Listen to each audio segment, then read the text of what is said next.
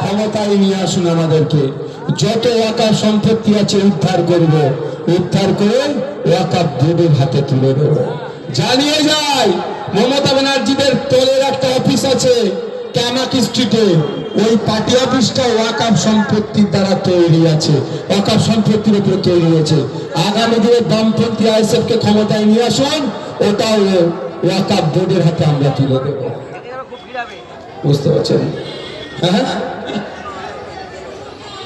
আরে মা আমার কথা তাহলে শুনেছে,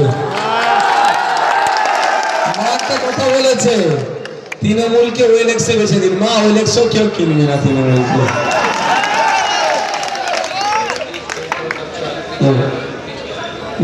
আর উত্তর দেবে। হ্যাঁ হ্যাঁ, তো মায়েরা, বন্ধুরা, বাপেরা